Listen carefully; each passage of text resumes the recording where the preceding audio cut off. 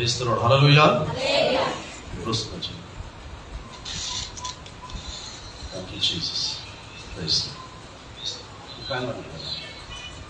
దేవుని యొక్క అతి పరిశుద్ధమైనటువంటి శక్తి కలిగిన నామమునకు హృదయపూర్వకమైనటువంటి స్తుతులు స్తోత్రాలు చెల్లిస్తూ ఈ సమయంలో మరి 11వ మాసంలో కూడా దేవుడు మనల్ని ప్రవేశింపచేసి మొదటి పరిశుద్ధ పునరుత్థాన దినమున దేవుని యొక్క ఆలయంలో ఆరాధించడమే కాకుండా ఆయన వాక్కులను విని వాక్కుల ప్రకారంగా బ్రతకడానికి దేవుడు మనకి ఒక ఆయుష్ను కూడా ఇచ్చాడన్న విషయం మనం మర్చిపోవడానికి వీల్లేదు.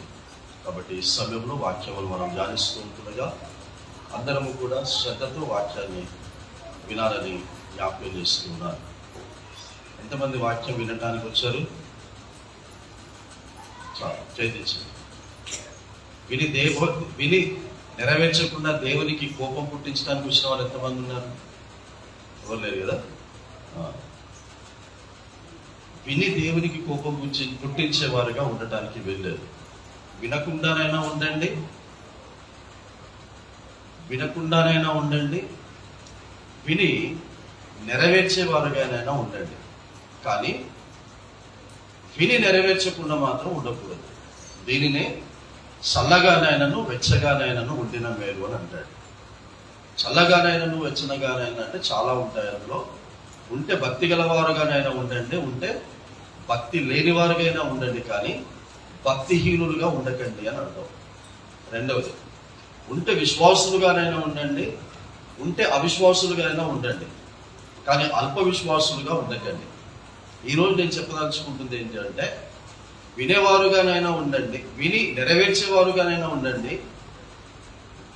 వినకుండా ఉండేవారుగానైనా ఉండండి, కానీ విని నెరవేర్చకుండా మాత్రం ఉండవద్దు. అలా ఉంటే ఏం చేస్తానన్నాడు? నోటిలో నుండి ఉమ్మి వేస్తాను అని అన్నాడు. ఇంతకుముందు కూడా మీకు చెప్పాను ఉమ్ము విషయం జ్ఞాపకం చేస్తూ, ఈ ఉమ్ము నా నోటిలో ఉన్నంత వరకు ఆ ఉమ్ముకు క్షేమము, నాకు ఆరోగ్యం, నాకు ఉపయోగం. ఓ ఉమ్ముతో ఎప్పుడైతే నాకు ఉపయోగకరంగా ఉండదో నేను ఉమ్మేస్తాను. కాబట్టి నాకు ఉపయోగకరంగా ఉమ్ము ఉన్నంత వరకు ఆ ఉమ్ము నా నోట్లో ఉంటుంది. ఆ ఉమ్ముకు కూడా ఏ విధమైనటువంటి నష్టం ఉండదు. ఎప్పుడైతే నాకు ఉపయోగపడలేదో దాన్ని నేను ఉమ్ము వేస్తానో, ఇక మీకు తెలుసు ఉమ్ము వేసిన తర్వాత ఉమ్ము పరిస్థితి ఎలా ఉంటుందమ్మో. ఉమ్మేసినోడు కూడా దాన్ని దేగడు, ఉమ్మేసినోడు కూడా దాన్ని ఇష్టపడాడు. సో అట్లా మనల్ని ఉమ్మి వేయటానికి ఆలోచన చేస్తున్నాను అని అంటాడు. ప్రకటన గ్రంథం 3వ అధ్యాయం 15వ వచనంలో, మీరు చల్లగానైనను వెచ్చగానైనను ఉండిన మేలు, నులివెచ్చగా ఉండిన ఎడల నేను మిమ్మల్ని నా నోట నుండి ఉమ్మి వేయను ఉద్దేశించుచున్నాను అన్నాడు. ఎంత ప్రేమమూర్తుడు, ఎంత చక్కగా రాయించాడు. ఉమ్మి వేయ ఉద్దేశిస్తున్నాను అని అన్నాడు. కాబట్టి ఆయన ఆలోచనలో ఉందంట ఉమ్మేయాలని. కాబట్టి దయచేసి ఉమ్మేసేటటువంటి పరిస్థితి దయచేసి తెచ్చుకోకండి.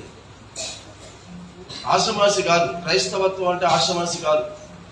నీటి బాప్తిసం తీసుకోవటం అంటే ఆషమాసి కాదు. బాప్తిసం తీసుకోకుండానైనా ఉండండి. తీసుకున్న తర్వాత మాత్రం చాలా జాగ్రత్తగా పైగా చెప్పిన విధంగా భయము వణుకుతో మనం బ్రతకాలి. తప్పు చేయటానికి భయపడాలి. ఆ విధమైనటువంటి ఆలోచన దృక్పథంతో మనం ముందుకు సాగుదాం. వాక్య ధ్యానంలోనికి మనం ప్రవేశిస్తూ ప్రకటన గ్రంథం చివరి అధ్యాయం అనగా 22వ అధ్యాయం, ప్రకటన గ్రంథం 22వ అధ్యాయము 10వ వచనం నుండి 13 వచనాలను ఈ సమయంలో ఒక అరగంట లేదా 40 నిమిషంలో మనం ముగించుకున్నాం. ఇప్పుడు 1:25 అవుతుంది. 2:5 లేదా 2:10 మధ్యలో మనం ఈ యొక్క వాక్యాన్ని మనము సరిచేద్దాం. ప్రకటన గ్రంథం చివరి అధ్యాయము 10వ వచనం నుంచి చదవండి. మరియు అతడు నాతో ఇలాగు చెప్పెను, ఈ గ్రంథమందు ఉన్న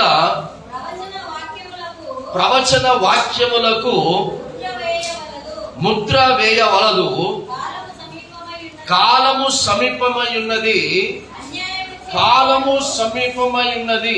ఏది? యేసుక్రీస్తు మొదటి రాకడ కాలం కాదు. ఎందుకంటే ప్రకటన గ్రంథం చివరి అధ్యాయం మనం చదువుతూ ఉన్నాం. చివరి అధ్యాయము చివరి మాటలు మనం చదువుతున్నాం. ఏంటంటే యేసుక్రీస్తు యొక్క మధ్యాకాశమునకు వచ్చేటటువంటి రహస్య రాకడ కాలము సమీపమై ఉన్నది అని రాయించి ముగిస్తూ ఉన్నాడు. కాబట్టి యేసుక్రీస్తు యొక్క మొదటి రాకడ కాలం కాదు, ఇది రెండవ రాకడ కాలం కూడా కాదు, రహస్య రాకడ కాలము అంటున్నాడు. ఈ యేసుక్రీస్తు యొక్క రాకడ కాలం గురించి చెప్పాలంటే మొదటి రాకడ అయిపోయింది. మిమ్మల్ని కన్ఫ్యూజ్ చేయడానికి ఇష్టపడను. మొదటి రాకడ అయిపోయింది, రెండవ రాకడ కూడా అయిపోయింది. అందుకే మిమ్మల్ని కన్ఫ్యూజ్ చేయడం ఇష్టం లేదు అన్నారు. రెండవ రాకడ ఎట్లా అయిపోతుంది అన్నా అని మీరు అడగొచ్చు. యేసుక్రీస్తు మరణించి తిరిగి లేచి వెళ్ళిపోయాడా? చెప్పాలి. యేసుక్రీస్తు మరణించి తిరిగి లేచి వెళ్ళిపోయాడా లేదా? వెళ్ళిపోయాడు. వెళ్ళిపోయిన రోజే మళ్ళీ సాయంకాలం వచ్చాడా రాలేదా? వచ్చి ఎన్ని రోజులు ఉన్నాడు? 40 రోజులు ఉన్నాడు. వచ్చి 40 రోజులు ఉన్నాడు. 40 రోజులు ఉండి ఏం చేశాడు చెప్పండి? 40 రోజులు ఉండి ఏం చేశాడు? తన శిష్యులను సంపూర్ణమైనటువంటి యేసు అప్పగించిన పనిని నెరవేర్చే విధంగా తయారు చేసిపోయాడు. వచ్చాడు, మరణించాడు, తిరిగి లేచాడు, పోయాడు. మరణొచ్చాడంటే అది రెండవ రాకడ కదా? అవా వచ్చాడు, పోయాడు. పోయి నేను మరలా వస్తాడు అని చెప్పాడు. దూతలు కూడా చెప్పారు, ఎందుకు అలా వెళ్తున్నటువంటి వారిని చూస్తున్నారు, ఆయన ఎలా వెళ్తున్నాడో అలా వస్తాడు అని అన్నాడు. అలా వచ్చేటటువంటిది భూమి మీదకి కాదు. మరలా యేసుక్రీస్తు వస్తుంది భూమి మీదకి కాదు, మధ్యాకాశంలోనికి వస్తున్నాడు. మన విశ్వాసం ఏంటంటే మధ్యాకాశములోనికి వచ్చేటటువంటి కాలము సమీపమై ఉన్నది. మధ్యాకాశము అని అంత ఖచ్చితంగా ఎలా చెప్తామంటే చాలా చోట్ల రాయబడి ఉంది. కానీ మత్స్యుకి ఒక విషయం పౌలు గారు రాశాడు. ఇది ఎక్కువ మటుకు చనిపోయినటువంటి సందర్భములలో, మనుష్యులు చనిపోయినటువంటి సందర్భములలో ఈ వాక్యమును చదువుతూ ఉంటారు. ఏమని చదువుతారంటే, నిరీక్షణ లేని ఇతరుల వల్ల మనం ఉండటానికి వీల్లేదు, మనకంటూ ఒక నిరీక్షణ ఉంది. ఏంటి ఆ నిరీక్షణ అంటే, మరణించిన వాళ్ళు సమాధి చేయబడతారు. సమాధి చేయబడిన తరువాత యేసుక్రీస్తు యొక్క రహస్య రాకడలో బూర శబ్దముతోను మహా ఆర్భాటముతోను ఆయన వచ్చినప్పుడు క్రీస్తు నందు ఉండి మృతి చెందినటువంటి వారి యొక్క సమాధులు తెరవబడతాయి. అదే ప్రకారముగా సజీవులుగా ఉన్నటువంటి మనము వారితో కూడా ఏకముగా మేఘముల మీద కొనిపోబడుదుము అని రాస్తాడు. ఎవరైనా మాట చదవండి. అపోస్తలుడైనటువంటి పౌలు తెస్సలోనికే సంఘానికి రాసినటువంటి పత్రిక 5వ అధ్యాయం 16వ వచనమును చదవండి త్వరగా. అపోస్తలుడైనటువంటి పౌలు తెస్సలోనికే సంఘానికి రాసినటువంటి పత్రికలో నుంచి ఆ మాట చదివి సహాయం చేయండి. మొదటి పత్రిక 4వ అధ్యాయము 15వ వచనం నుంచి.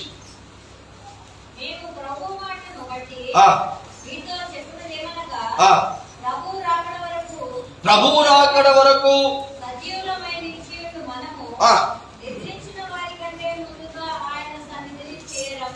ఆయన సన్నిధి ముందు మనం చేరము, నిద్రించిన వారి కంటే ముందు చేరము. ఆర్భాటముతోను ప్రధాన దూతల శబ్దముతోను దేవుని బూరతోను పరలోకము నుండి ప్రభువు దిగి వచ్చును. క్రింద నుండి మృతులైన వారు మొదట లేచుదురు. ఆ మీదట సజీవులమై నిలిచియుండు మనము వారితో కూడా ఏకముగా ప్రభువును ఎదుర్కొనుటకు ఆకాశ మండలమునకు మేఘముల మీద కొనిపోబడుదుము. ఏమర్థమైంది మీకు? ఆయనను ఎదుర్కోవటానికి మేఘముల మీద క్రింద ఉన్నటువంటి మనము ఆకాశ మండలములోనికి ఈ మేఘము మనల్ని తీసుకొని పోతుందంట. ఏ కాలము సమీపమైనది? ప్రభువు ఆకాశ మండలములోనికి వచ్చేటటువంటి రాకడ సమీపమై ఉన్నది. ఇప్పుడు కాదది, 2000 సంవత్సరాల క్రితమే రాయించి పెట్టేశాడు. సో ఆ కాలములో ఏమి కనబడుతుంది మనకు అంటున్నాడంటే, అన్యాయము చేయటము అనేటటువంటిది పెరిగిపోతుంది అన్నాడు. పాపము చేయటం అనేది పెరిగిపోతుంది, పాపము చేస్తున్న వాడిని పాపము చెయ్యనిమ్ము అని రాశాడు. ప్రశ్నలో వాడు ఎంత చెప్పినా బాగుపడటం లేదు. కాబట్టి ఆ బాగుపడనటువంటి వాని గురించి నీవు వదిలే అంటున్నాడు. యేసు రహస్య రాకడ కాలములో ఇలా ఎంత చెప్పినా బర్రె మీద నీళ్లు పోసినటువంటి విధముగా ఎలా ఉంటుందో అలా తయారవుతారు క్రైస్తవులు అని చెప్పాడు. నేను చెప్పట్లేదు, అది అందుకే చదివి వినిపిస్తున్నాను. చదవమ్మా. కాలము ప్రకటన గ్రంథంలోకి వచ్చేసేయండి. 11వ వచనం. అన్యాయము చేయువాడు ఇంకను అన్యాయమే చేయనిమ్ము అన్న దగ్గర ఒక నంబర్ రాసింది. కిందేముంది? చేయును. చెయ్యొద్దురా చెయ్యొద్దురా చెయ్యొద్దురా అంటే ఏం చేస్తాడంటే వాడు చేస్తూనే ఉంటాడని బైబిల్లో ఉన్నప్పుడు నీకెంత వాక్యం చెప్పినా నువ్వు పలానా విధంగా ప్రవర్తించొద్దు అని చెప్తే ఏం చేస్తావు? అలా ప్రవర్తించొద్దు అంటే అలాగే ప్రవర్తిస్తావు. అయ్యగారు నేను దినంలో మెసేజ్ పెట్టాడు. ఏం మెసేజ్ పెట్టాడు? మీ అందరు కూడా వచ్చి ఉంటుంది. ఏం పెట్టాడు? ఉదయము 11:30 గంటలకు ఆరాధన ప్రారంభించబడును అని కొన్ని రాసి చివరికి కింద ఏం రాశాడంటే అందరూ సమయాన్ని పాటించి రండి. ఏ సమయాన్ని పాటించి రావాలా? గట్టిగా చెప్పినా కూడా ఏం చేస్తారట? పాటించారట. అలా పాటించని వాడు పాటించకుండానే ఉంటాడు. ఎప్పుడు? యేసు రహస్య రాకడ కాలం. అతనికి ఇష్టమైనటువంటి విధంగానే ప్రవర్తిస్తాడు, కానీ దేవుడి ఇష్ట ప్రకారంగా ప్రవర్తించడని చెప్తున్నాడు. ఇంకా రెండోది ఏమన్నాడమ్మా?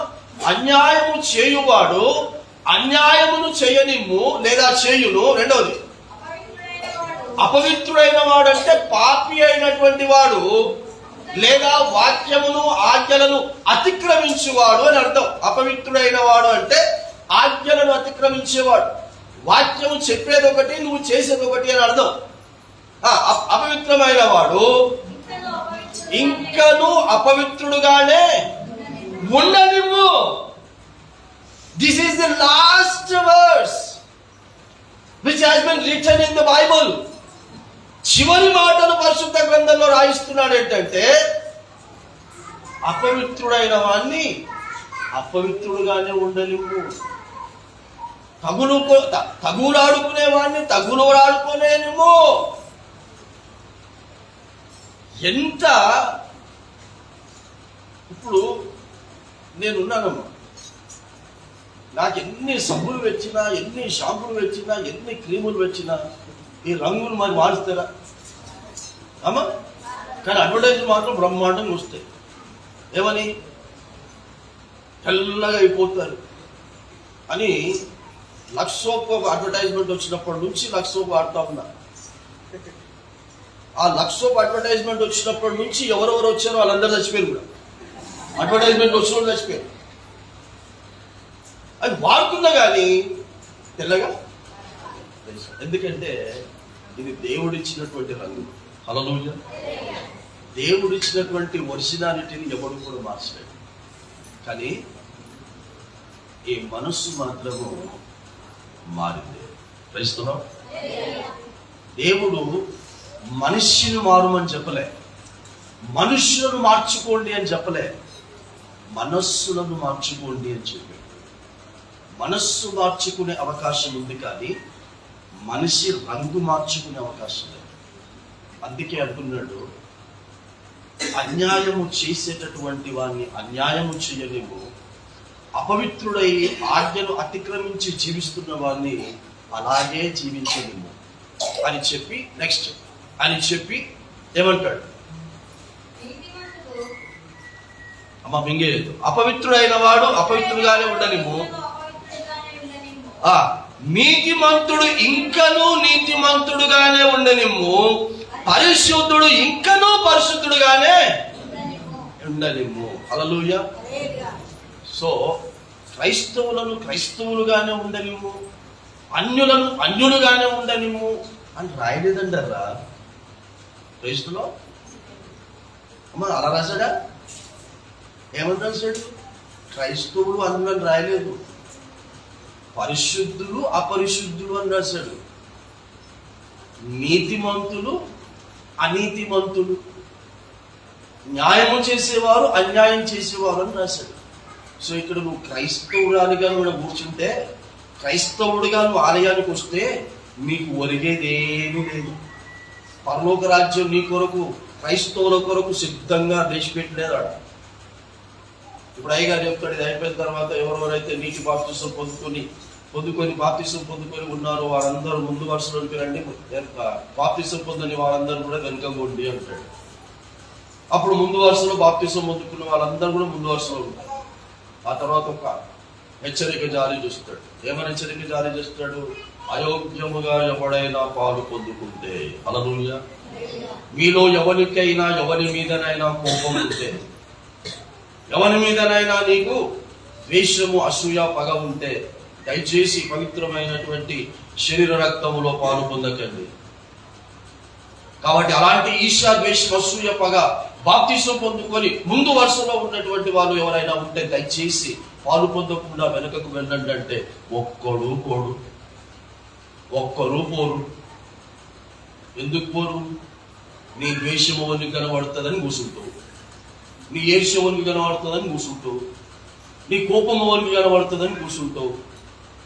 అందుకంటున్నాడు, అలా వేషం వేస్తూ ప్రవర్తిస్తున్నటువంటి వారిని అలాగే ప్రవర్తించనిమ్ము, అలాగే నా పరిశుద్ధ శరీర రక్తములో పాలు పొందనిమ్ము. ఒక టైం వస్తుంది, నా టైము, ఆ టైంలో నేను నేర్చుకుంటా అంటాడు. పాస్టర్ నేర్చుకోడు, నెలకు ఒకసారి వచ్చిపోతుంది, నేను నేర్చుకోను. ఆయన ప్రతిదీ చూస్తూ ఉన్నాడు. క్రైస్తవం, నీ లోపల ఏ మనస్సుతో ఏ హృదయముతో ఉన్నావో హీ సీ. హల్లెలూయా.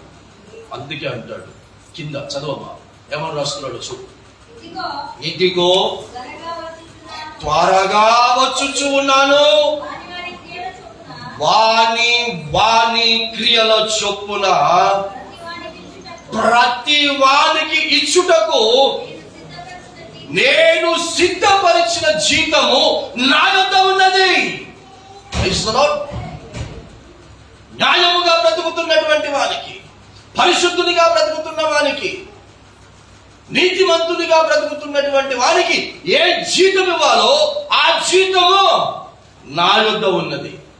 రెండవది, అన్యాయముగా జీవిస్తున్నటువంటి వారికి, అపవిత్రుడుగా జీవిస్తున్నటువంటి వారికి నేను ఎలా బ్రతికినప్పటికీ కూడా నాకు ఏమీ తక్కువ కాకుండా దేవుడు చేస్తున్నాడు అన్నటువంటి ఆ యొక్క దృక్పథముతో బ్రతుకుతున్నటువంటి వారందరికీ అంటున్నాడు, వాని క్రియలను బట్టి కూడా, వాడు వేషం వేసుకొని తిరుగుతున్నటువంటి ఆ క్రియలను బట్టి కూడా జీతము నా యొద్ద ఉన్నది. హల్లెలూయా.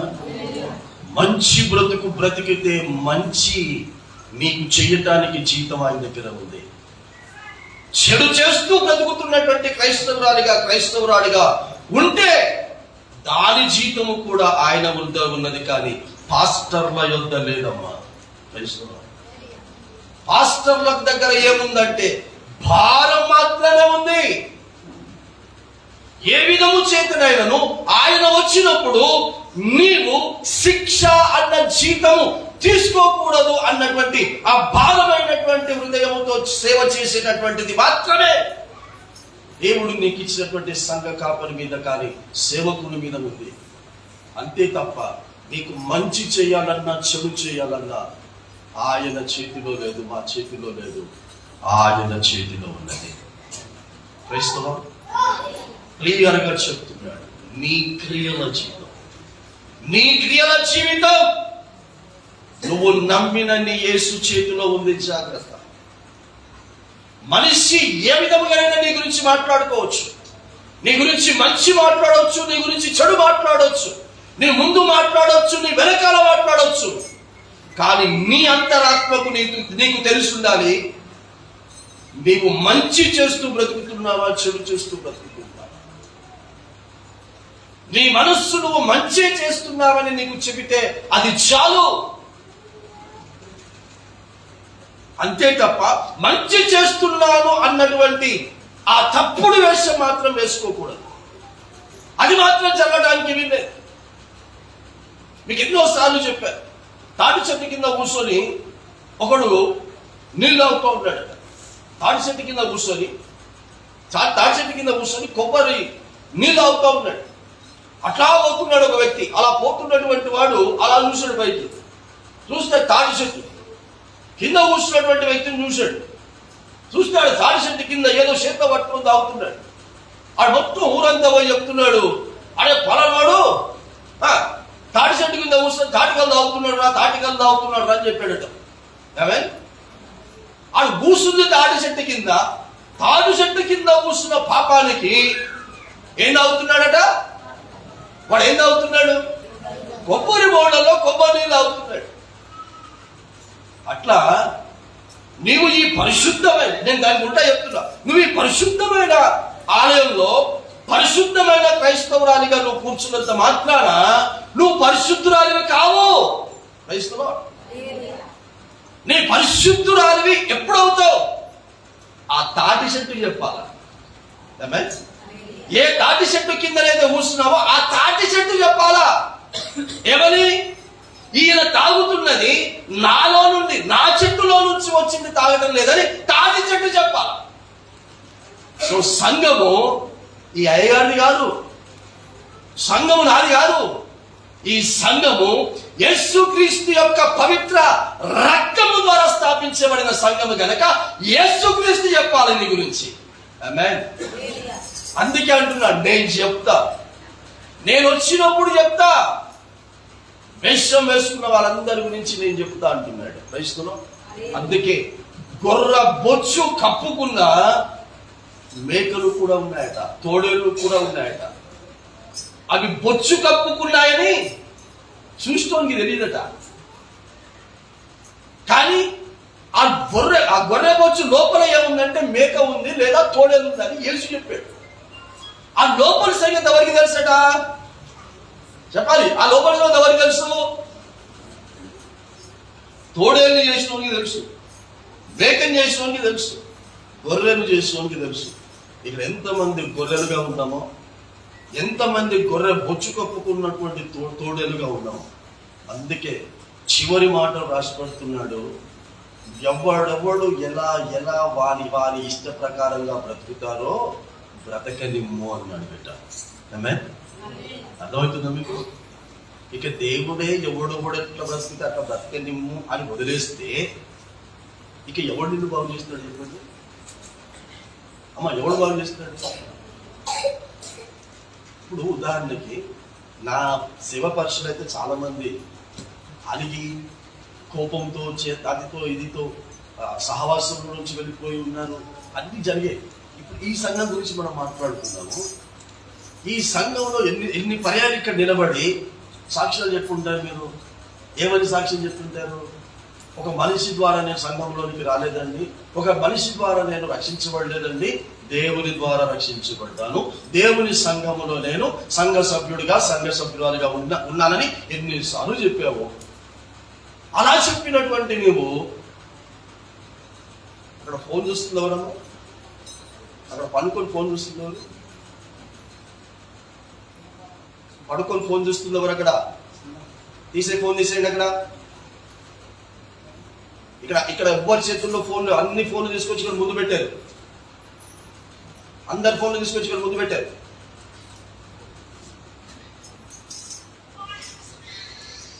ఎన్నిసార్లు ఇక్కడ నిలబడి నిన్ను బట్టి నేను సంఘ సభ్యురాన్ని కాలేదు, సంఘ సభ్యుని కాలేదు, నిన్ను బట్టి నేను బాప్తిసం తీసుకోలేదు అని ఎన్నిసార్లు చెప్పావు.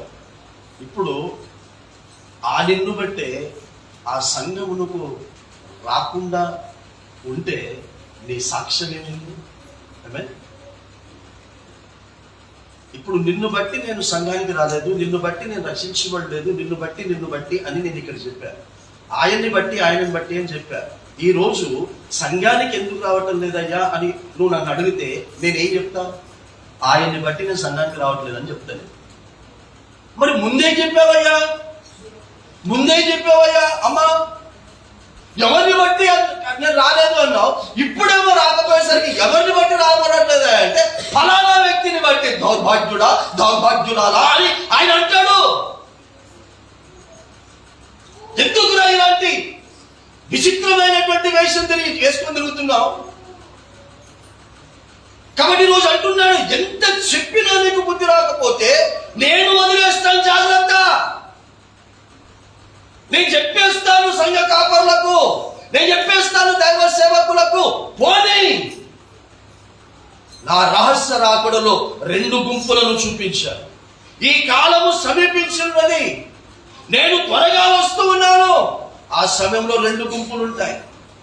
ఆ 2 గుంపులు నీతిమంతులు, పరిశుద్ధుల గుంపులు. మొదటి గుంపు అన్యాయము చేస్తూ అపవిత్రులుగా జీవించేటటువంటి గుంపు. ఏ గుంపులో ఉంటారు? ఇక్కడ ఉండి వింటున్నటువంటి వాళ్ళారా, లైవ్ లో ఇప్పుడు వింటూ తర్వాత వినడానికి సిద్ధపడుతున్నటువంటి వాళ్ళారా, మిమ్మల్ని నీవు నమ్మినటువంటి నీ పరిశుద్ధాత్మ దేవుడు ప్రశ్నిస్తున్నాడు. ఈ చెత్త అయినటువంటి వరప్రసాద్ కాదు, దయచేసి వదిలేస్తే నువ్వు నమ్మిన యేసుక్రీస్తునన్నా వదిలిపెట్టు, లేదా నీ మూర్ఖ స్వభావంనైనా వదిలిపెట్టు. ఆమేన్. ఈ రెండిట్లో ఏదో ఒకటి వదిలిపెట్టు.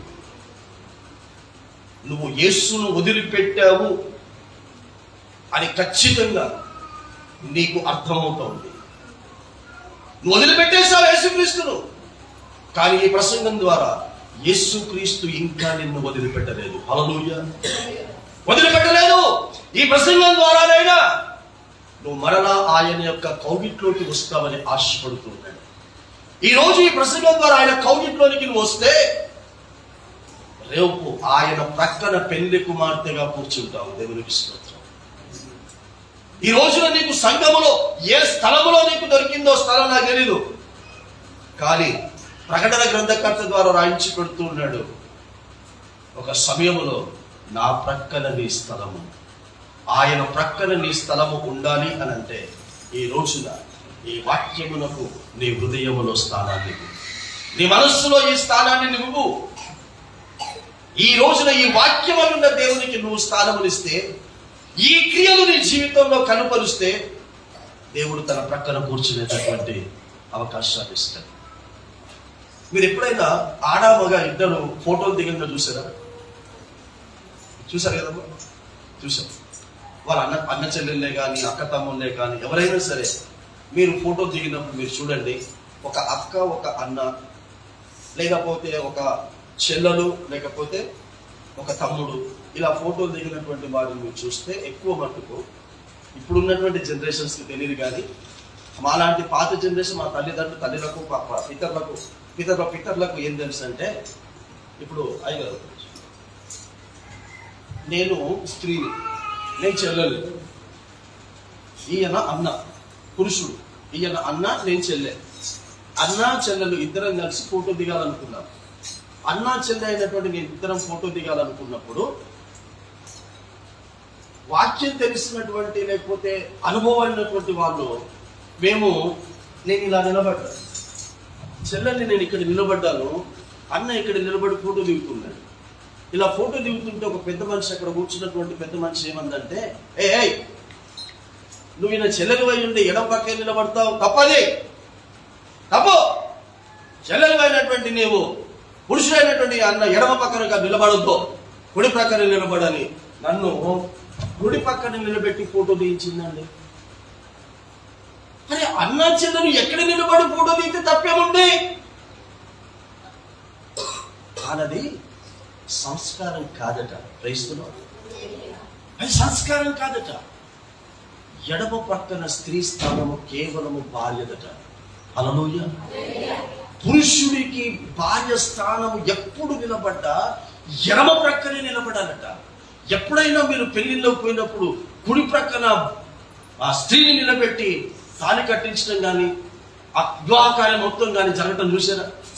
ఇప్పుడు ఎప్పుడన్నా మీకు డౌట్ రాలేదా? ఎందుకు అట్లా చేస్తున్నాడు అడిగిరా? అడగం మనం ఎందుకు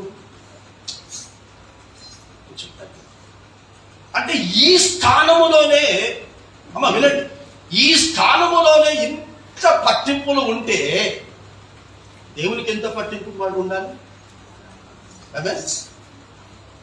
ఇప్పుడు భార్య స్థానం అనగా భర్త పక్కన భార్య స్థానము అన్నప్పుడు భార్య అని పిలువబడినటువంటి వాళ్ళందరూ కూడా ఏ పురుషుని ప్రక్కనైనా సరే నిలబడొద్దు అని అర్థం.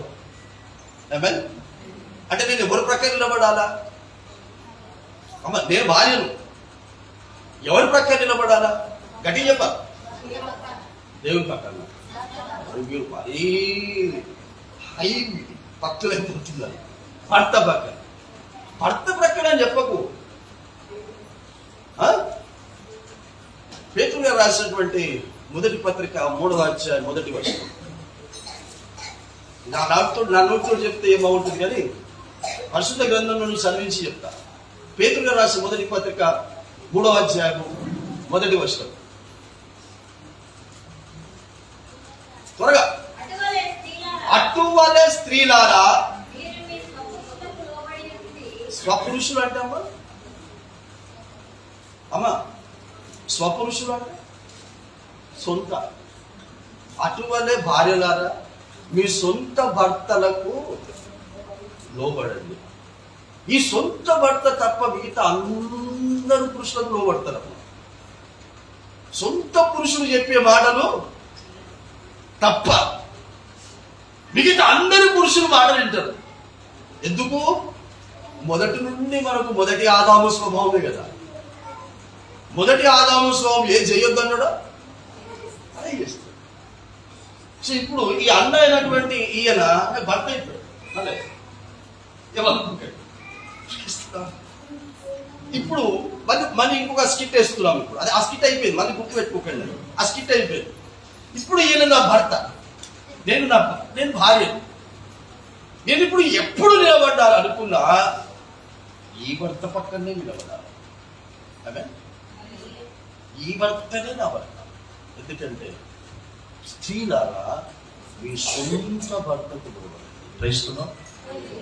ఈయన నా సొంతం, ఈయన తప్ప ఈయన ముఖం నాకు కనబడినప్పుడు నా భర్త ముఖమే ఈయన చూసుకోవాలి. ఈయన ముఖం చూసుకొని ఒకసారి శాంతంగా కనబడతాను. ఏమో అత్త కాబట్టి అది పిలుచుకుంటా కదా. ఏమో నా బొమ్మలు షారుఖ్ లాగా కనబడుతుంది. ఒక్కరోజు షారుఖ్ లాగా నాకు కనబడరాదు. షారుఖ్ లాగా దాకా ఎందుకు కానీ ఒక్కసారి నెలకోసారి కట్టు ఇంకా భరప్రసాద్ లాగా కనబడరాదు.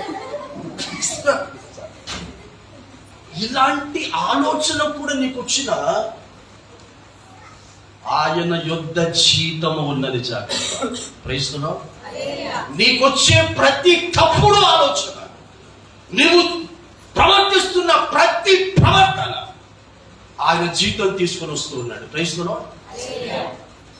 ఇక్కడ ఉండి వాక్యం వింటున్నటువంటి వారిలో కానీ లైవ్ లో వింటూ తర్వాత లైవ్ లో వచ్చినటువంటి వాక్యాన్ని వినేటటువంటి ప్రతి ఒక్కరూ కూడా గ్రహించండి. నీకు తాళి కట్టినటువంటి వాడు మాత్రమే నీ మనసులో ఉన్నాడా? నువ్వు తాళి కట్టినటువంటి వాడే నీ మనసులో ఉన్నాడా? లేదా వేరే వాళ్ళు నీ మనస్సులోను నీ ప్రక్కలోను ఉన్నారా? ఉంటే గింటే నువ్వు కాదు, నువ్వు నమ్మిన యేసయ్య జీతం తీసుకుని వస్తున్నాడు. ఏ జీతం తీసుకుని వస్తున్నాడో నాకు తెలియదు, కానీ నాకు తెలిసినటువంటి జీతం వల్ల ఒకటే తీసుకొస్తున్నాడు. ఏంటి అంటే నిత్యము మండుచున్న అగ్ని తీసుకుని వస్తున్నాడు. హల్లెలూయా. నిత్యము మండుచున్న అగ్ని తీసుకుని వస్తున్నాడు. ఆ అగ్నిగుండములో నిన్ను మెడలు పట్టి గెంటేయడానికి, నిన్ను మెడలు పట్టి ఆ అగ్నిగుండములో పారేయడానికి ఆయన వస్తూ ఉన్నాడు. జాగ్రత్త. కానీ అంటున్నాడు, ఈ రోజున ఎక్కడ చూసినా ఇదే కనబడుతుందా లేదా? అమ్మా అన్యాయము అని రాసినందుకు చెప్పాను నేను మీకు. ఇది అన్యాయం కాదా? సొంత పురుషునికి లోబడి ఉండటం కాకుండా ఇంకా ఎవడో పురుషునికి లోబడితే అది అన్యాయం కాదా? సొంత పురుషుడు నీ ఇంట్లోకి వస్తే ఎంతసేపు ఎక్కడెక్కడ తిరిగి వచ్చాడో, ఏమేమి పని చేసి వచ్చాడో, కాస్త మంచి నీళ్లు కూడా ఆయనకు త్రాగమని నువ్వు ఇవ్వకుండా ఎవడో ఒక వ్యక్తి వచ్చాడు, నీ అన్ననో నీ తమ్ముడో నీ బంధువో నీ స్నేహితుడో ఎవడో వచ్చాడు. రాగానే నీ భర్తకు నువ్వు ఇవ్వని మంచినీళ్ళు ఆ వ్యక్తికి నువ్వు మంచినీళ్ళు ఇస్తే అన్యాయం కాదా? అలసిపోయావా అని నువ్వు అడగలేదే, కానీ మిగతా వారిని నువ్వు అడుగుతున్నావే, అన్యాయం కాదా?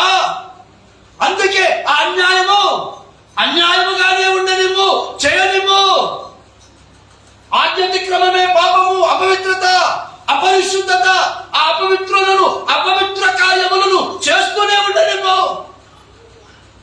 వాళ్ళు ప్రవర్తిస్తున్న ప్రతి ప్రవర్తనకు నేను జీతం తీసుకొని వస్తున్నాను, వారిని శిక్షించే జీతం తీసుకొస్తున్నాను.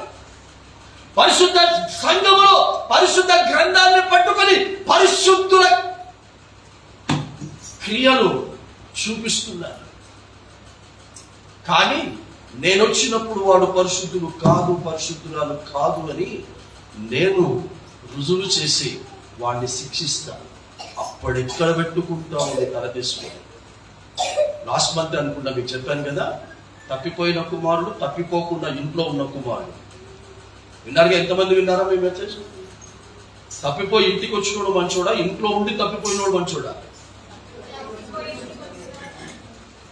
ఈరోజు అటు క్రైస్తవులు ఎలా ఉన్నారు? ఇద్దరు గురించి చెప్పినప్పుడు ఆ ఇద్దరిని నువ్వు ధ్యానించి నువ్వు తప్పిపోయి తిరిగిరా.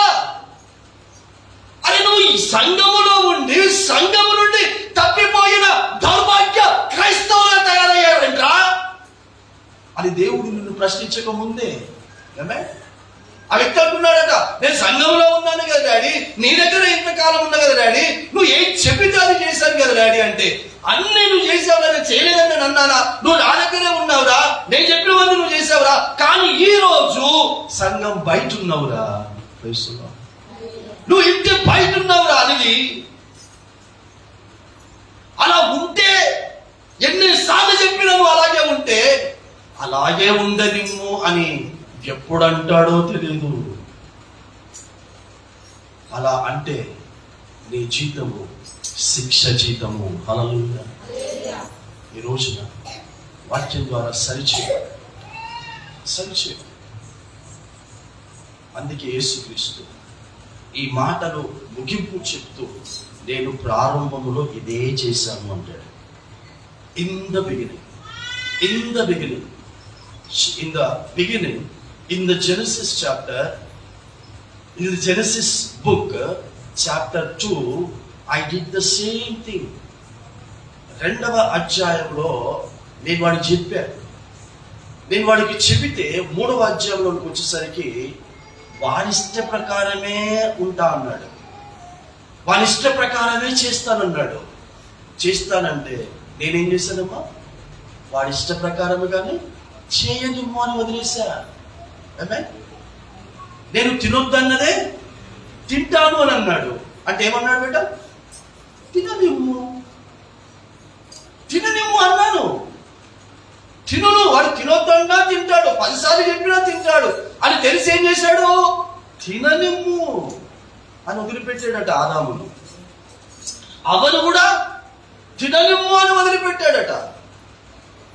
ఇంకా అస్సలైన సంగతి కయ్యూని దగ్గరికి వచ్చేసరికి మరి ఏ చెప్పాడట? దగ్గరికి పిలిచి వచ్చినాడు ఎట్లాడట, మరి ఏ చెప్పాడట? ఆదామునేమో 8వ వచనం 9వ వచనం 3వ అధ్యాయంలో ఆదాము అని పిలిచి నువ్వెక్కడున్నావు అని అడిగాడు. అప్పుడు ఆదాము ఏం సెలవిస్తాడంటే, ఆ ప్రశ్నకు జవాబు చెప్పలేదు. ఎక్కడున్నావు అంటే ప్రశ్నకు జవాబు చెప్పలేదు. ఏం చెప్పాడంటే, నీ తోటలో నీ స్వరము వినినప్పుడు దిగంబరిని గనక దాక్కున్నాము అన్నాడు. ఏడున్నాడట? నీ తోటలోనే ఉన్నా, నీ సంఘములోనే ఉన్నా, నీవిచ్చినటువంటి దాంట్లోనే ఉన్నా, కానీ ఎలా ఉన్నా? దిగంబరిగా ఉన్నా. నీకు సంబంధించిన ఏది లేని దానితో ఉన్నాను గనక నీ స్వరము విన్నప్పుడు, నీ మాటలు విన్నప్పుడు భయం వేసి దాక్కున్నా. అప్పుడు దేవుడు అన్నాడు, ఏమన్నాడు అని అంటే, నువ్వు దిగంబరం అని నీకు చెప్పినవాడు ఎవడర్రా అని చెప్పి వెంటనే వాడు ఎట్లా సమాధానం చెప్పడు అని చెప్పి మళ్ళీ వెంటనే అంటాడు, నీ దిగంబరత్వానికి కారణం నేనే చెప్తాను అని ఒకవేళ నేను తినొద్దన్న పండు గనక నువ్వు తిన్నావా అన్నాడు. అప్పుడు మళ్ళీ సమాధానం, మళ్ళీ ఆదాం ఏం చెప్తాడో తెలుసా? ఎప్పుడన్నా క్రిస్మస్ కానీ ఏదైనా స్కిట్ వేయాలనుకుంటే వేయండి. మన సంఘంలో చాలా మంచి మంచి కార్యక్రమాలు ఏర్పాటు చేస్తాడు టైగర్, కానీ మీకేమో బురకెక్కదు, అందులో పాల్గొందరు. ఆ తర్వాత ఆయన సమాధానం చెప్తున్నాడు. ఎవరు? ఆదాం.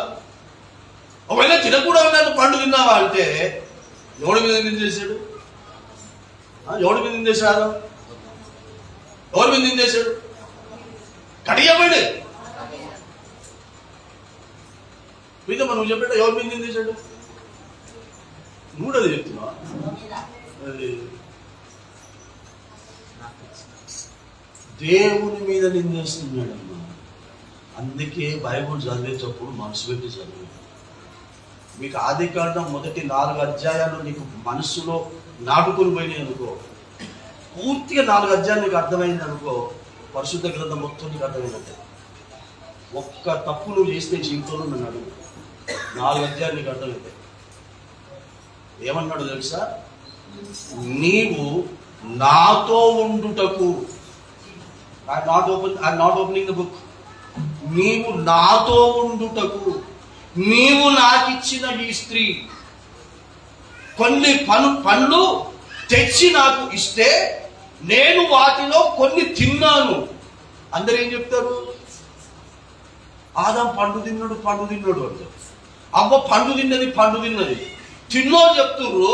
మేము తిన్నది పండు కాదురా, పండ్లు.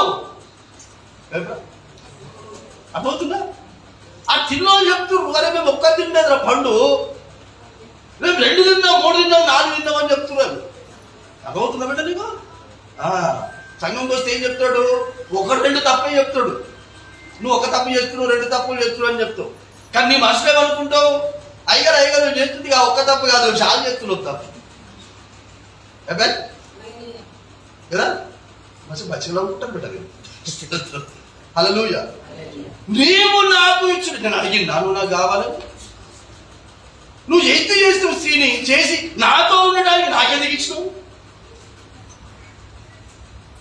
ఇది చెప్పుకుంటూ పోతే 2:10 కన్నా ప్రసంగం ముగిస్తారన్న 3:10. ఈయన ఎందుకు పిలిచిన నేను కయ్యూను కొరకు పిలిచిన. కయ్యూను కొరకు పిలిచి వాళ్ళను ఎక్కడున్నావు అని అన్నాడు. పోనీ మీరు అన్న ప్రకారంగా అవ్వ మీద నెపం వేస్తే అవ్వ దగ్గరికి వెళ్ళాడు. అవ్వ దగ్గరికి పోయి ఏం ప్రశ్నించాడో తెలుసా? నీవు చేసిన పని ఏమిటి? హల్లెలూయా. యేసు రహస్య కాలములో వచ్చినప్పుడు నీ పేరు పెట్టి పిలిచి 2 అడుగుతాడు. 1 నువ్వు ఎక్కడున్నావు, 2వది నువ్వు ఏం పని చేస్తున్నావు. అయ్యా నేను నీ సంఘములోనే ఉన్నానంటే అదే సంఘములో నువ్వు ఏం పని చేస్తున్నావు? ఆ సంఘంలో నేను చెప్పిన దాని ప్రకారంగానే నువ్వు చేస్తున్నావా? దాంట్లో మీ ఇష్టమును కూడా కలిపి చేస్తున్నావా? ఆయన ఇష్టంలో ఒక మర్చిపోకూడదు అనిపించా. ఏంటి? స్త్రీలారా మీ స్వపురుషులకు లోబడండి. ఆ పని చేస్తున్నావా? ఆ పని కాకుండా వేరే పురుషులతో కూడా సత్సంబంధాలు పెట్టుకున్నావా? వేరే పరిచయాలు చేస్తూ వేరేది లోపల చేస్తున్నావా? పైకి ఒక కలర్ ఇస్తూ లోపల ఇంకొక కలర్తో రాసుకొని పూసుకొని తిరుగుతూ ఉన్నారా? ఏం చేసావమ్మా నువ్వు? ఏం చేసావమ్మా నువ్వు అంటే ఆ ప్రశ్నకు సమాధానం చెప్పాలి కదా. అది చెప్తే లేదు అమ్మగారు. సారీ, అవన్నీ పక్కన తెచ్చండి. రే కై దేవుడు వచ్చాడు కయ్యం దగ్గర, వాళ్ళ శరీరం అయిపోయిన కై తల పైకి తల కింది ఇప్పుడు కయ్యని వచ్చి ఒరే కయ్యనా నీ కోపం ఎందుకు బేటా? ప్రశ్న. ఒరే కయ్యునా నీ కోపం ఎందుకు నాన్న? ముఖం ఎందుకంటే చిన్నపుచ్చుకున్నావు? ఎందుకు అడిగావు? ఇదే అడిగాడా? నేను కల్పించానా? చదువు 4వ అధ్యాయం 6వ వచనం చదువు. ఆదికాండం 4వ అధ్యాయం 6వ వచనం 6-7 వచనం. త్వరగా ఎవరైనా తీసుకున్నారు?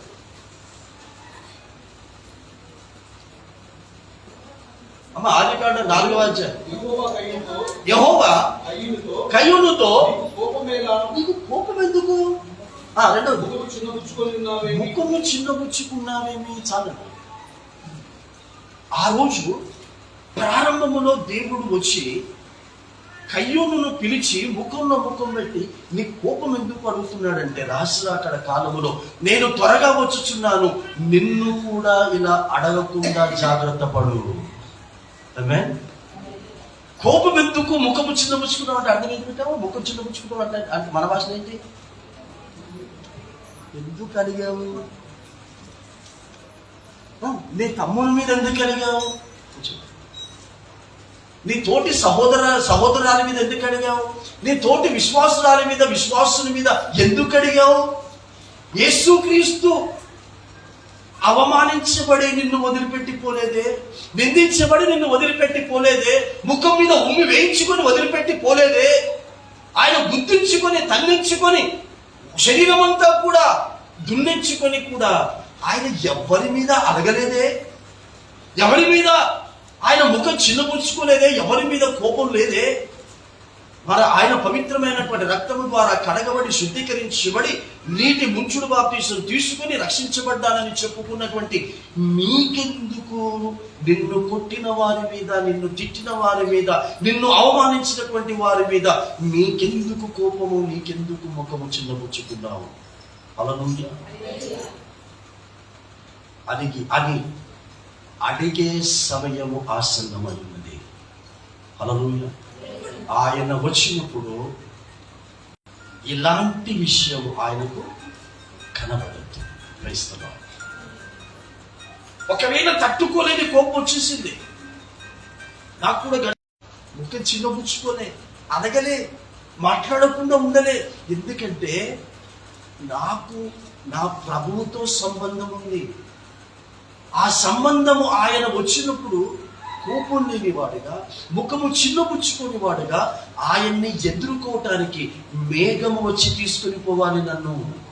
ఆమేన్. సో ఆయన వచ్చినప్పుడు ఈ కోపిష్ఠులందరూ కూడా, ఈ ముఖం చిన్నపుచ్చుకున్న వాళ్ళందరూ కూడా ఏమవుతారు? ఇప్పుడు మీరు చెప్పండి రాజురాకులు ఏమవుతారు చెప్పండి. ఈ కయ్యను ఏమయ్యాడు? కోపం మానుకోమంటే మానుకున్నాడా? ముఖం చిన్నపుచ్చుకోవద్దంటే చిన్నపుచ్చుకోకుండా ఉన్నాడా? ఏమయ్యాడు? చెప్పాలి, ఏమయ్యాడు? నేను చెప్పంటారా? బైబిల్ ఉన్నమాట, దేశ దిమ్మరయ్యాడు. క్రైస్తవులో ఒక స్థలములో నిలకడగా ఉండలేని వాడయ్యాడు. ఒక స్థిరమైనటువంటిది ఏది కూడా తన జీవితంలో లేనివాడుగా, తను మాత్రమే కాదు, తన భార్య, తన పిల్లలు, తన పిల్లలందరూ కూడా చరిత్రలో లేకుండా పోయారు బిడ్డ. ఆమేన్. ఈ రోజుల్లో చరిత్రహీనుడు కాకుండా ఉండాలంటే కయ్యూను దగ్గరికి ఏ జీతం అయితే తీసుకుని వచ్చాడో ఆ జీతము నీ దగ్గరికి తీసుకుని రాకుండా జాగ్రత్త పడు. హల్లెలూయా. ఆదాము అవ్వల దగ్గరికి వారి క్రియల చొప్పున జీతం తీసుకుని వచ్చాడు. ఆ జీతము ఆదాము అవ్వలు ఇష్టపడని జీతం అయినా కూడా వారి క్రియలు ఆ జీతమునకే అతుడు. ఆ జీతం వారు తీసుకోనన్నా కూడా బలవంతంగా వారికి శాపము అన్న జీతమే ఇచ్చి పంపించేశాడు. కయ్యనుకు కూడా ఆ శాపము అన్న జీవితమే ఇచ్చి పంపించేశాడు. ఈ రోజు నీ జీతం ఏం కావాలి? నీకు ప్రియ సహోదరులారా, నాన్న ఏం జీతం కావాలి? శాపమా, ఆశీర్వాదమా? నువ్వు నమ్మిన నీ యేసు ఓన్లీ ఆశీర్వాదం అనే జీతం ఇస్తాడా? శాపం అనే జీతం ఇస్తాడా? మీ దగ్గర కూర్చున్నా. ఆశీర్వాదమే ఇస్తాడా? శాపం కూడా ఇస్తాడా? అమ్మా, మరి ఆదాముకు శాపం ఎందుకు ఇచ్చాడు? ఆదాముకు శాపం ఎందుకు ఇచ్చాడు? అవ్వకు శాపం ఎందుకు ఇచ్చాడు? కయ్యూనుకు శాపం ఎందుకు ఇచ్చాడు? ఇజ్రాయెలుకు మొదటి రాజు అయినటువంటి సౌలుకు శాపం ఎందుకు ఇచ్చాడు? సౌలు కన్ను పొడిచబడేటటువంటి శాపం ఎందుకు ఇచ్చాడు? చాలా చక్కగా ఏది తప్ప లేకుండా బలిష్ఠుగా ఉన్నటువంటి సంసోనును ఒక బానిస పని చేసేటటువంటి శాపం ఎందుకు ఇచ్చాడు? ఎవడు చేయనటువంటి ప్రార్థన చేసేటటువంటి విధముగా దేవుడు ఎందుకు చేశాడు సంసోనును? ఏమని ప్రార్థన చేశాడు? ప్రభువా, వీళ్ళతో పాటు నేను చచ్చిపోయేటటువంటి విధంగా, వీళ్ళతో పాటు నీ శత్రువులతో పాటు నేను కూడా చచ్చిపోయేటటువంటి విధముగా నాకు తిరిగి బలాన్ని ఇవ్వు అని ప్రార్థన చేశాడమ్మా. వాళ్ళను చంపి వాళ్ళతో పాటు నేను చచ్చిపోతాను అని అన్నాడు. నువ్వు ఇష్టపడతావా బేటా? ప్రార్థన నువ్వు చేస్తావా? నీ శత్రువులను నువ్వు చంపి శత్రువులతో పాటు చచ్చిపోవాలని ప్రార్థన చేస్తావా?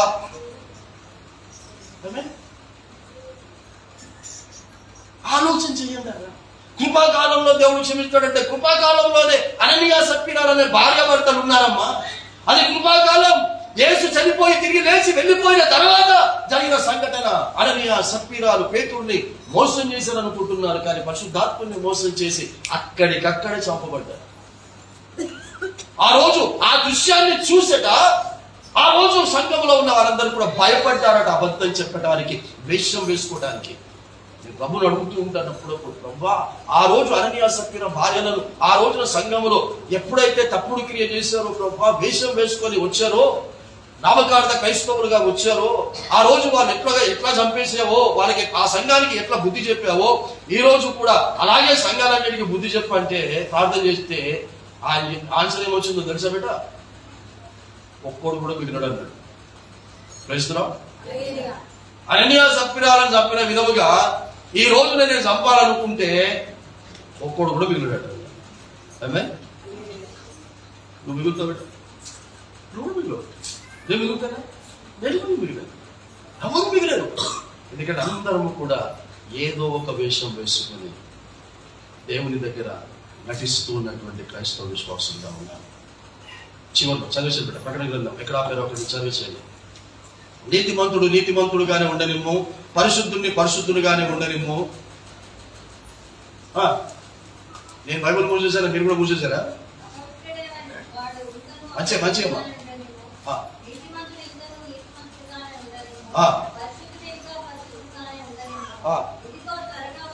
ఇదిగో త్వరగా వచ్చుచు ఉన్నాను, వాని క్రియల చొప్పున ఇచ్చుటకు నేను సిద్ధపరిచిన జీతమును నా యొద్ద ఉన్నది.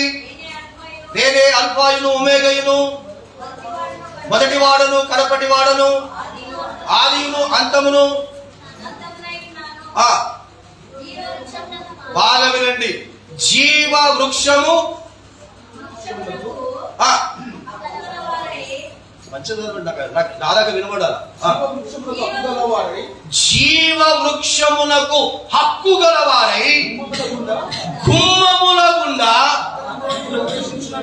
పరిశుద్ధ పట్టణం అనే పరలోకములోనికి ప్రవేశించున్నట్లు మీ వస్త్రములను ఉతుకుకొని వారు ధన్యులు. ఎలా పోవాలంటే పరలోక రాజ్యములోనికి గుమ్మముల గుండా రండి. అడ్డు త్రోవలు లేవు, నీ షార్ట్ కట్స్ లేవు. గుమ్మముల గుండా పరిశుద్ధ పట్టణం అనే పరలోకములోనికి ప్రవేశించటానికి ఈ గుమ్మము గుండా ఎలా ప్రవేశించాలి? మీ వస్త్రములను ఉతుక్కుంటూ ప్రవేశించండి. ప్రైజ్లో ఈరోజు ఈ పరిశుద్ధ మందిరం అనే గుమ్మములోనికి ఎందుకు వచ్చావు? ఎందుకు మనం రాబడ్డామంటే పరిశుద్ధ వాక్యము ద్వారా మనము ఏ తప్పుడు క్రియలు చేస్తున్నామో వాటిని ఉతుక్కోవటానికి వచ్చాము. ఆమేన్. క్రైస్తవుల పని ఏంటి? ఈరోజు వర్తమానము ద్వారా క్రైస్తవుల పని ఏంటంటే ప్రతిరోజు ఉతుక్కోవటమే నీ పని. ఆమేన్.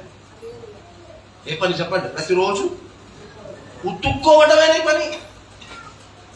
ఒక్క 4 రోజులు వేసుకున్నదే వేసుకోండి ఉతుక్కోకుండా. అమ్మా, వేసుకున్నాను వస్తుందా, ఎదుటోనికి వస్తుందా? మరి నాకు వస్తలేదు కదా అని చెప్పేసి నువ్వు అట్లనే వేసుకుంటావు. అర్థం చేసుకో.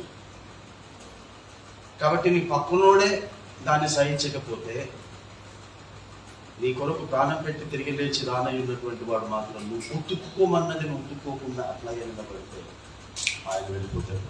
క్రైస్తవుడు ఆయన వెళ్ళిపోతాడు. ప్రభువా, నేను పరిశుద్ధ మందిరములో, పరిశుద్ధ సంఘములో చాలా మంచి సభ్యురాలుగా ఉన్నాను ప్రభా, అన్ని పనులలో నేను పాల్గొన్నాను ప్రభా, ప్రతి పని నేను చేశాను ప్రభా, అయ్యగారు ఏది చెప్తే అది చేశాను ప్రభా, అన్నిట్లో ఉన్నాను ప్రభా అంటే, అయ్యగారు చెప్పినవన్నీ చేసావు కానీ నేను ఒకటి ఉతుక్కోమని చెప్పిన అది నువ్వు ఉతుక్కోలేదు. ఏం ఉతుక్కోమన్నానంటే కోపమును ఉతుక్కోమన్నా ఉతుక్కోలేదు. క్రైస్తవుల ముఖమును చిన్నపుచ్చుకోవటం అనేది ఉతుక్కోమన్నాను ఉతుక్కోలేదు. అలుగుట్ల నుంచి తుమ్ముట్లకి వెళ్తున్నావు, ఆ చేయొద్దు అంటే అదే చేస్తున్నావు, అది ఉతుక్కోరా అంటే అది ఉతుక్కోలేదు. అదే ఇక్కడ ఉన్నటువంటి వాళ్ళు మీ బంధువులతో ఎంతమందితో ఎన్నెన్ని సంవత్సరాలు ఎన్నెన్ని నెలలైందమ్మా మాట్లాడకుండా ఉండే చెప్పండి. మీరు అందరితో ఒకరి ఏడలో ఒకరు సమాధానం కలిగి ఉండండి అన్నాడు కదా. ఏది అందరూ కలిసి మాట్లాడుకుంటారా? అన్నీ మర్చిపోయి కలిసిపోతారా? క్రైస్తవం కలిసిపోండి. రాకపోతే మనమే పోదాం, మనమే కలుసుకొని మనమే మాట్లాడుకుందాం. బయటలో పంచాయతీలు మనకు కూడా తీర్చేది, మన పంచాయతీలు మనమే తీర్చుకుందాం, అయిపోద్ది. దేవుని స్తోత్రం, హల్లెలూయా.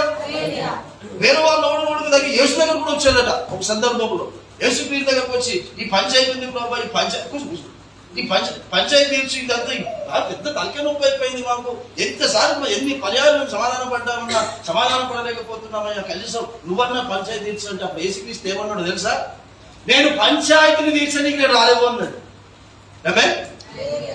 నేను పంచాయతీని తీర్చడానికి నేను రాలేదని యేసయ్య అంటే మనవాడు పట్టుకున్నాడు, మన సావాస సభ్యుడు పట్టుకొని, నేను ఇన్నిసార్లు నేను చర్చికే వస్తాను, నేను ఫెలోషిప్కి వస్తలేను, వాళ్ళ ద్వారా వీళ్ళ ద్వారా నేను ఎందుకు వస్తలేనో కూడా నీకు తెలుసు, కానీ ఎప్పుడన్నా నువ్వు నన్ను అడిగినావు ఎందుకు వస్తలేవు? నువ్వు అసలు నీ బాధ్యత కదా, రావాలి కదా, నన్ను బ్రతిలాడి తీసుకున్నావు కదా నువ్వు నన్ను అడిగాడమ్మా. అప్పుడు నేను అన్నాను, యేసుక్రీస్తు అన్నాడు నేను పంచాయతీ చేసేది నేను రాలేదు. క్రైస్తవం పంచాయతీ చేస్తున్నా అంటే ఎందుకు అడిగావు, ఎందుకు వస్తున్నావు? ఇలా అడిగిన టైం వేస్ట్ వస్తుంది కాదడా. నా పనంతా ఏంటి అని అంటే వస్తున్నటువంటి వాడిని రాకడకు సిద్ధపరచాలి. ఆమె తెలియని దగ్గర పోయి బతిమలాడుతాను కానీ తెలుసున్న దగ్గర పోయి బతిమలాడుతున్నాము. సరే బ్రతిమలాడమను, నేను బ్రతిమలాడతా. ఆ బ్రతిమలాడినప్పుడు ఏమనుకుంటా, ఈ పెద్ద కొడుకు దగ్గర బ్రతిమలాడుతున్నాడు, బ్రతిమలాడతా. పెద్ద కొడుకు దగ్గర బ్రతిమలాడి కదా మా తల్లి రాకూడక అంటే వచ్చిందా నేను ఎన్ని బ్రతిమలాడాను రావు అని నా మనకు ఉపమానంలో చెప్పేశాడు, అయిపోయింది. ఎందుకంటే నీ మనస్సు నీ హృదయము నిన్ను గద్దిస్తూ ఉంది. క్రైస్తవు దాన్ని సరి చేసుకోవలసినటువంటిది నువ్వు మాత్రమే, నీ హృదయం మాత్రమే. దేవుడు కూడా కాదు, ఎవ్వడు కూడా కాదు. దేవుని స్తోత్రం.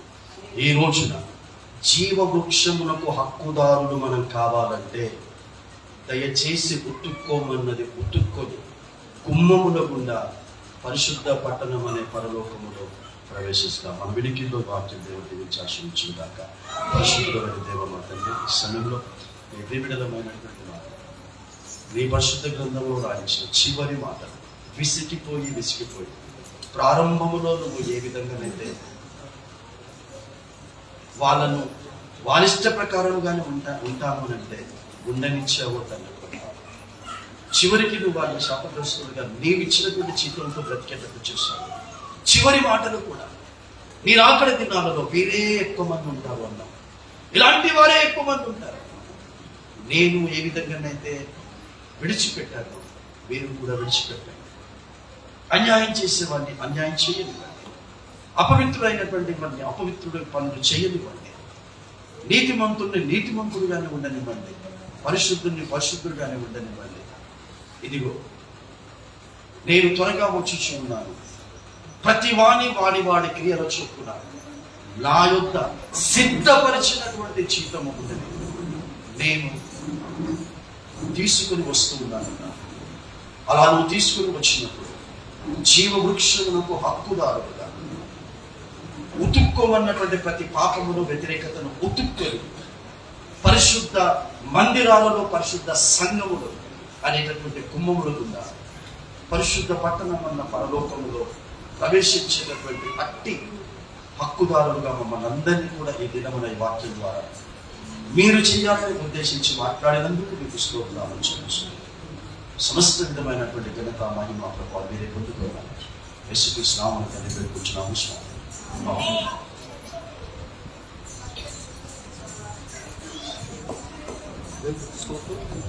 ఒక క్షణం అదే విధంగా మోకరిద్దామా? మోకరించి అడుగుదాం. దేవా నిజంగా నేను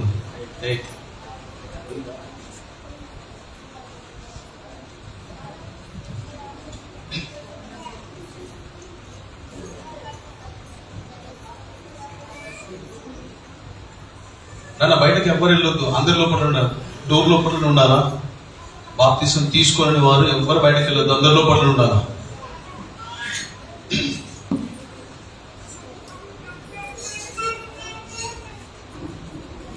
బాప్తిసం తీసుకుని వారు బయటకు వెళ్ళిన అందరి లోపల డోర్ లోపల ఉండాలా? డోర్ బయటగా తొందరగా రెండు చేతులు పైకెత్తిద్దాం, అడుగుదాం దేవుని. ఏ గుంపులో ఉన్నా ఒకసారి గుర్తు చేసుకో. అడుగు దేవుణ్ణి, దేవుని అడగండి. దేవుని అడుగుతూ ఈ దినమున అయ్యా ఏ గుంపులో నుంచి అయితే మారాలని దేవుడికి చెప్పాడో ఆ గుంపులో నుంచి బయటకు వచ్చే వాడుగా శరీరానికి ఉండాలని ప్రభుత్వాన్ని తెలియజేస్తున్నాను. చేసుకు ప్రార్థన చేయాలి. ఒక భక్తుడు అంటాడు, ఏ గుంపులో ఉన్నావో తిరిగి తెలుసుకో, గురి తిరిగి తెలుసుకో అంటాడు. చెప్పాడు, ఫెలోషిప్ బంద్ అయితే నన్ను తీసుకుపోవాలని తెలియదా, మాట్లాడాలని తెలియదా అని అన్నాడు. కానీ అది ఏ విధంగా అన్నాడు అంటే దురాత్మ బలముతో అన్నాడు, దేవుని బలముతో కాదు. దేవుని బలముతో ఉన్నవారు ఎవ్వడు చెప్పకుండానే మందిరాన్ని పరిగెడతాడు. దయ్యముల చేత నింపబడిన వారు, దయ్యమాత్మ చేత నడిపించబడుతున్న వారు మాట్లాడలేరు, రాలేరు అని అంటారు. అందుకే నా భక్తుడు అన్నాడు, మరణమనడి మొదటి గుంపు మారని గుంపు, నిర్జీవపు గుంపు, దురాత్మ బలముతో తిరిగటి గుంపు. అయితే నువ్వు ఏ గుంపులోననున్నావు ఎదిగి తెలుసుకో, గుర్తెరిగి తెలుసుకో. ఏ గుంపులోన ఉన్నావో ఎదిగి తెలుసుకో, గుర్తెరిగి తెలుసుకో. మెచ్చుకొనుటకించకంబులాడటి గుంపు, నులివెచ్చని గుంపు. మెచ్చుకొనుటకించకంబులాడటి గుంపు, నులివెచ్చని గుంపు. చచ్చియుండిన సమాధుల గుంపు, చచ్చియుండిన సమాధుల గుంపు. ఏ గుంపులోన ఉన్నవు ఎదిగి గుర్తెరిగి తెలుసుకో. ఏ గుంపులోన ఉన్నవు గుర్తెరిగి తెలుసుకో. యేసు వాక్యం అనగనేమో ఎరుగని గుంపు, విననీయని గుంపు. యేసు వాక్యం అనగనేమో ఎరుగని గుంపు, విననీయని గుంపు. ముద్ర వేసిన మూర్ఖుల గుంపు, ముద్ర వేసిన మూర్ఖుల గుంపు. ఏ గుంపులోన నీవు తెలుసుకో. ఏ గుంపులోన ఉన్నావో తెలుసుకో. ధరణి నదుల తరిమి కొట్టు దయ్యపు గుంపు, అదే కయ్యపు గుంపు. ధరణి నదుల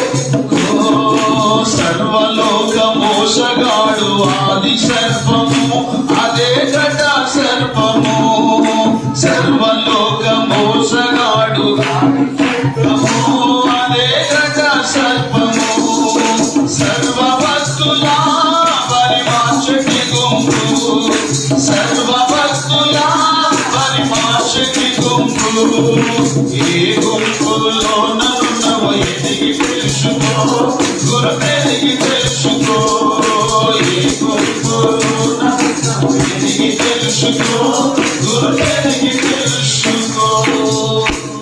ఒక క్షణం ఈ మాట ఎందుకో కానీ కయ్యాలాడేటి వారు ఎవరు అంటే పరమ తండ్రిని ఎదిరించే గుంపు. కయ్యాల కాదు యోధు ఒళ్ళు నోరు ఒక దగ్గర పెట్టుకోవాలి. మాట్లాడాలంటే ఏసే నమ్మలేదు అంటే నీ నోరు నీది కాదు, వాళ్ళ శరీరం వాళ్ళది కాదు, నోరు వాళ్ళది కాదు, శరీరం వాళ్ళది కాదు. ఏసే దగ్గరికి వచ్చావంటే పరమ తండ్రిని అంగీకరించావు. పరమ తండ్రిని అంగీకరించావు అంటే నీ నోరు బంద్ కావాలా, నీ నోరు ఉతుక్కోవాలా. నీకు రేషన్ కాదు, నువ్వు దయ్యమాత్మతో ఉన్నావు, అందుకనే ఉరుకుతున్నా. దయ్యమాత్మ ఉంది కనుకనే నేను పోతున్నా వాళ్ళ దగ్గరికి వీళ్ళ దగ్గరికి. ఒక్క క్షణం ఆగి నా పరమ తండ్రి తన ప్రియ కుమారుని పంపినప్పుడు లోకానికి మాట మాట్లాడకుండా తలదించుకొని ఉన్నాడే, అది దేవుని ఆత్మ కలిగింది. దేవుని ఆత్మ చేత ఎందరైతే నడిపించబడతారో వారు దేవుని కుమారులు అనబడిన వాక్యం అంటుంది. నువ్వు దేవుని కుమార్తెగా దేవుని కుమారుడుగా ఉంటే ఎప్పుడు కూడా ఎవ్వరి మీదికి నువ్వు వెళ్ళవు, ఎవ్వరి గురించి మాట్లాడవు, ఏ కుటుంబాన్ని గురించి నువ్వు మాట్లాడవు. ఒకవేళ ఏది చూసినా చచ్చిన దాన్ని నేను ఏం చూడలేనని మౌనం అయిపోతాను. ఏది చేయడానికి నేను ముందుకు వచ్చినా కూడా నేను చచ్చిన దాన్ని చచ్చినోడిని. నాకేం కనిపించదు, నాకేం వినిపించలేదు, నా యేసయ్యనే కనిపిస్తున్నాడు అని ముందుకెళ్ళిపోతా. ఆయన శిల్వరత్తులు చేయడానికి సిద్ధపడ్డ నీవు ఒక క్షణం ఉన్న స్థలంలో ఒకరికి రెండు చేతులు పైకెత్తి చిన్న మాట ప్రార్థన చేసుకోగలుగుతావా? యెషయా నిజంగా ఇప్పటి వరకు నా గురించే చెప్పాడు. ఏ మంచి నాకు లేదు, నటించేదానికి నటించేటోడుగా నేను ఉన్నా. పైకి చూస్తే బాగానే ఉంది కానీ లోపల ఏం లేదు. దానికే ఎగిరెగిరి పడుతున్నాను. ఎప్పుడు నా అంతము తెలియదు. అందుకని ఒక భక్తుడు అంటాడు, ఎప్పుడు నా అంతము తెలియదు, నాకు నా అంతం ఎప్పుడో తెలియదు, నీటి బుగ్గ ఎప్పుడు పగిలిపోతుందో తెలియదు. అలాంటి జీవితం నాది. దానికోసమేనా ఎగిరిపడేది? ఇంకా వాటిని చూస్తూనే పరిగెత్తేది. ఎంతకాలం పరిగెడతావు? ఒక్కసారి వృద్ధాప్యంలోనికి రాబోతున్నావు, ఇంకా తెలివి లేకుండా చీ అని అనిపించుకోకుండా వెళ్తున్నావు. ఏంటి పరిస్థితి? వాక్యంలో చెప్పినట్టుగా దేవుని చూసి నువ్వు వచ్చినావు, కానీ మనుషులను చూసి దేవుని మందిరానికి, దేవుని సన్నిధికి, ప్రార్థనకు, వాక్యానికి దూరం అవుతావు. ఒకసారి ఆలోచించు. సంఘ కాపరిగా కొద్ది సమయంగా మౌనంగా ఉంటున్నాను. నిజంగా ఏ శరతులు కడగబడ్డ నీవు ఒక్కసారి నేను నుండి ప్రశ్న వేసుకో. అయ్యా, నీకు ఇష్టకరమైనది ఏది నాకు ఉందా? ఏదైనా కొంచెమైనా ఉందా అని ప్రశ్న వేసుకో. దానికి ఆన్సర్ కూడా నువ్వు వెతుకో. దేవా, అలాంటి నీచమైన దౌర్భాగ్యమైన స్థితిలో ఉన్నప్పుడు అందరి దగ్గర తలదించుకునే స్థితిలో నేను ఉన్నప్పుడు అందరి ముందు తలెత్తుకునే విధంగా నువ్వు చేశావు కదా. ఇప్పుడు నిన్ను తలెత్తుకునేవాడిగా నేను ఉంచానా? తలదించేవాడిగా నేను ఉంచానా? నీకు మంచి పేరు తీసుకొచ్చేదానిగా నేను ఉన్నానా? చెడ్డ పేరు తీసుకొచ్చేదానిగా నేను ఉన్నానా? మా చెవులు వినబడే ప్రతి వారికి కూడా ఈ మాట, ఈ స్వరం ఎంతమంది అయితే వింటున్నారో వారందరితో మాట్లాడుతున్న మాట. నువ్వు నటిస్తుండొచ్చు, ఆ నటన జీవితం ఒక రోజు బయటపడుతుంది. ఆ బయటపడ్డ రోజు పరిస్థితి చాలా దారుణంగా ఉంటుంది. ఇప్పటికైనా దేవుడి కొరకు సాక్ష్యం నిలబడు. ఏ సాక్ష్యం నిలబెట్టాడో సాక్ష్యానికి నిలబడు. అయ్యా, నేనున్నానయ్యా నీ పని కొరకు. అయ్యా, నా గ్రామం రక్షించబడాలని నేనే నిలబడాలా? నా గ్రామం ఎలాంటిదో మీకు తెలుసు, నాకు కూడా తెలుసు.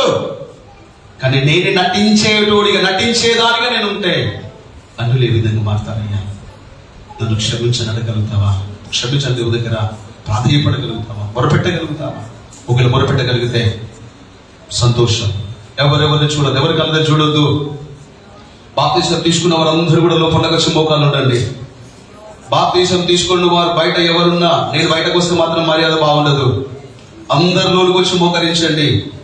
చీరల వెనకాలైనా పర్లేదు, చీరల ముందైనా పర్లేదు, అందరు మోకాలు ఉండాలా. బయట యవనస్తులైన వారు, యవనస్తురాలైన వారు ఎవరు బయట ఉన్నా అందరు కూడా లోపలికి రావాలా. నేను బయటకు రావాల్సి వస్తుంది. నేను అన్న తింటప్పుడు లేపి నీళ్ళు పెడతానే.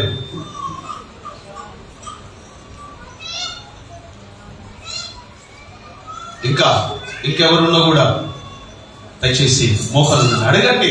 సిగ్గు లేకుండా వెళ్ళొద్దు. ఇన్ని సంవత్సరాల నుంచి వస్తున్నాను కదా యేసయ్యా, ఏంది నా బతుకు, ఎవరితో నాకెందుకయ్యా, నీతో నాకు సంబంధమైన మోకాలు రెండు చేతులు పైకెత్తాడు. నీ కుమారుడిగా ఉండాలయ్యా, నీ కుమార్తెగా ఉండాలయ్యా. పిచ్చోడు తిరుగుతాడు బయటకు వెళ్ళి అక్కడిక్కడ. నీ సన్నిధిలో ఉండగా నేను బయట ఎందుకు తిరగాలయ్యా, బయట ఎందుకు మాట్లాడాలయ్యా అన్న ఇంకిత జ్ఞానం అనేది ఉండాలి. సహోదరుడ సహోదరి, ఇది నీ మీద కోపంతో దేశంతో చెప్పేది కాదు. నేను దేవుడు బాగా ప్రేమిస్తున్నాడు, ఇష్టంగా ప్రేమిస్తున్నాడు, అందుకే నీతో మాట్లాడుతున్నాడు. మోకాలు రెండు చేతులు పైకెత్తు. ఎవరిని చూడకు, ఎవరిని చూడకు. మోకాలు రెండు చేతులు పైకెత్తు. రెండు చేతులు పైకెత్తి అడుగు. యేసయ్యా, అందరూ కూడా ముందున్నారు, నేను ఎన్నుకున్నానయ్యా, ఎందుకు వెనుకబడాలి, అందరికంటే ముందు నేను ఉండాలి కదా అనే విధంగా నువ్వు మంచి తీర్మానం తీసుకో. యేసు ప్రభువుకి అంగీకరించి బాప్తీసం తీసుకున్న వారు ప్రత్యేకంగా మీతో చెప్తున్నాను. దయచేసి మీకు చేతులెత్తి కూడా చెప్తున్నాను, దయచేసి యేసయ్య దగ్గర తప్ప ఎవరి దగ్గర నీ తల వంచడానికి వీలేదు. దయచేసి దయచేసి దయచేసి నువ్వు చెవిటిదమ్మని చోటుడు అని వెళ్ళిపో. నీకు దెబ్బలు ఏం తగలవు. కానీ ఒక మాట చెప్తున్నాను, యేసు ప్రభువుని అంగీకరించిన వారు ఈ విధంగా కూడా ఉంటారా అని నీ గురించి మాట్లాడు. ఒక్క క్షణం మాట్లాడు. ఎవరికి వారు యేసే, ఇక నుంచి నీకు నమ్మకంగా నేను ఉంటానయ్యా. మొదట నేను రక్షించబడిన దినాల్లో ఏ విధంగా భక్తి కలిగి ఉన్నానో, ఏ విధంగా మీ మాటకే నేను లోబడ్డానో, ఈ రోజు నుంచి నా తీర్మానం వల్ల అదే. ఏంటి అంటే, నేను నీ యందు భయభక్తులు కలిగి ఉంటాను. ఈ దినం మొదలుకొని నా బ్రతుకు దినములన్నిటిని కూడా నీకు సాక్షిగా నేను ఉంటానయ్యా. నమ్మకంగా ఉంటానయ్యా, యథార్థంగా ఉంటానయ్యా, శక్తి లోభం లేకుండా నేను ఉంటానయ్యా. అయ్యా, నా బలం కావచ్చు, నా సమయం కావచ్చు, నా డబ్బు కావచ్చు, అయ్యా మీ పని కొరకు నేను వాడతానయ్యా, మీ పని కొరకు నేను వాడతానయ్యా. యేసయ్యా, దయచేసి నా నాలుక, నా పేదల సర్వస్వాన్ని కాల్చండి అయ్యా. నన్ను యోగ్యుడిగా చేయండి అయ్యా, నన్ను యోగ్యురాలుగా చేయండి అయ్యా. అమ్మ గజల దగ్గర కూడా తీసేయండి, వాళ్ళ దగ్గరికి వెళ్ళి. గజల దగ్గర కూడా తీసేయండి, వాళ్ళ దగ్గరికి వెళ్ళి. అందరు కూడా ఎవరికి వారే కొద్ది సమయం ప్రార్థనలో, సంఘ కాపరి కొద్ది సమయం మౌనంగా ఉంటుంది, ప్రార్థన చేసుకోండి. మీరు ప్రభు శైలిలో పాలు పొందబోతున్నారు, ప్రభు రక్తంలో పాలు పొందబోతున్నారు కనుక దయచేసి ఎవరికి వారే కొద్ది సమయం మీకు ఇవ్వబడుతుంది కనుక ఆ సమయం మీరు ప్రార్థన చేసుకోండి. ఎవరు మౌనంగా ఉండొద్దు, ఎవరు కూడా మౌనంగా ఉండొద్దు. అందరు కూడా ప్రార్థన పూర్వకంగా ముందుకు వెళ్ళాలా.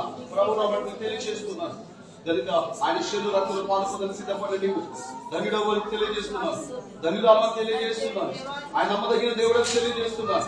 వాక్యాలు ఇప్పటివరకు దేవుడితో మాట్లాడాడు, పరిశుద్ధ దేవుడితో మాట్లాడాడు. ఆ మాట విన్న ప్రతి మాటను బట్టి నీవు దేవుడి దగ్గర ఒప్పుకోగలుగుతావా? అయ్యా, నేను నమ్మకస్తులుగా నేను ఉంటానయ్యా, నమ్మకస్తులుగా నేను ఉంటానయ్యా అని ఒకవేళ ఉండగలిగితే నువ్వు ధన్యుడవి, ఉండగలిగితే నువ్వు ధన్యుడవి, ఉండగలిగితే నువ్వు ధన్యుడవి, ఉండగలిగితే